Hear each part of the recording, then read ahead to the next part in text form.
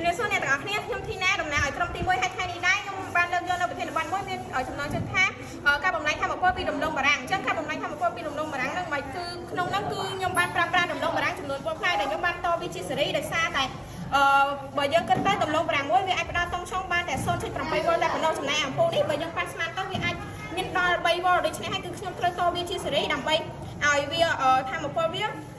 គ្រប់គ្រងដល់អំពូលនេះអាចឲ្យអំពូលនឹងភ្លឺបានហើយយើងត្រូវប្រើប្រាស់ស្ពាន់ដេកូហើយក្នុងមួយដំឡូងគឺយើងត្រូវដាក់ស្ពាន់ជាមួយនឹងដេកូគឺធាតុពីរហ្នឹងគឺយើងត្រូវដាក់វាចូលអត់ឲ្យប៉ះគ្នាទេ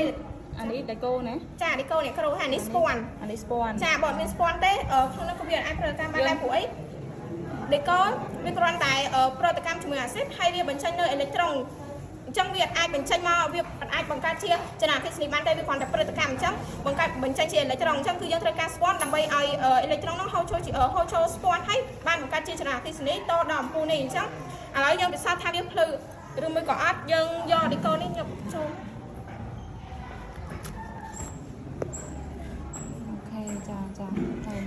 អញ្ចឹងគឺវាភ្លឺដោយសារតែមូលហេតុដែលវាភ្លឺហ្នឹងដោយសារតែនៅក្នុងដំឡូងបារាំងហ្នឹងគឺវាមានជាតិអាស៊ីតដែលដើរតួនាទីជាអេឡិចត្រូលីតដែលវាងាយស្រួលប្រតិកម្មជាមួយលោហៈខ្លាំងមែនតើអញ្ចឹងនៅពេលដែលយើងដាក់ដេកូចូលហ្នឹងគឺវាធ្វើឲ្យអាស៊ីតហ្នឹងវាប្រតិកម្មជាមួយនឹងដេកូដូចខ្ញុំប្រាប់ពីមុនអញ្ចឹងដល់ពេលវាប្រតិកម្មជាមួយដេកូហ្នឹងហើយគឺវាបញ្ចេញជាអេឡិចត្រូនហើយវាបញ្ជូនឲ្យស្ពាន់ហើយស្ពាន់ជាអ្នកបញ្ជូនធម្មពលហ្នឹងមកឲ្យអំពូលនេះហើយអំពូលហ្នឹងភ្លឺអត្ថប្រយោជន៍នៃការធ្វើប្រធានបទមួយហ្នឹងគឺខ្ញុំមានគោលបំណងក្នុងការបញ្យល់ឲ្យអ្នកទាំងអស់គ្នាដឹងថានៅក្នុងសារធាតុជីវៈផ្សេងៗហ្នឹងក៏វាមានធម្មពលដែលអាចធ្វើជាចរន្តអគ្គិសនីបានដែរហើយវាមិនមែនមានតែដំឡូងបារាំងហ្នឹងទេវាមានបន្លែផ្លែឈើជាច្រើនទៀតដែលអាចមានធម្មពលហើយផ្ដល់ជាចរន្តអគ្គិសនីបានឧទាហរណ៍មានដូចជា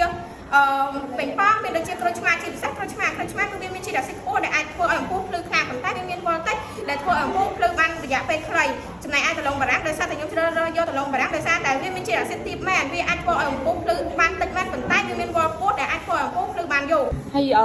នៅគ្រូសួរថែមណាថា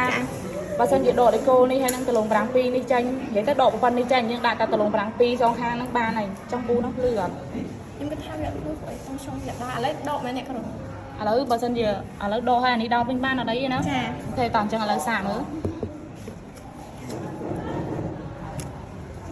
អូខេអត់ភ្លឺទេដកតែមួយចាញ់អត់ភ្លឺទេចាអញ្ចឹងមានន័យថាមូលហេតុដែលវាអត់ភ្លឺព្រោះអីវាអត់បានតជាសេរីផងបងអត់ហើយដោយសារតែបើសិនជាយើងដាក់ពូប៉ុណ្នេះនេះអ្នកគ្រូបើសិនជាយើងចង់ដាក់ចាំមានថាអត់ភ្លឺទេតែបើសិនជាយើងដោតអានេះមកវិញមើលសាកមើលយកអានេះដោតនេះមើលចាដោតចូលវិញណា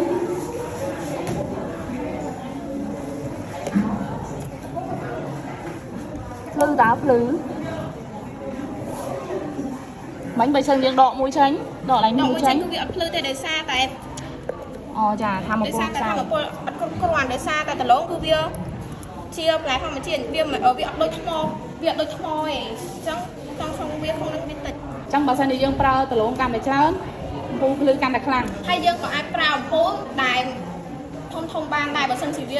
យើងមានដលងបារាំងកាន់តែច្រើនអូខេចាអរគុណប៉ុណ្ណឹង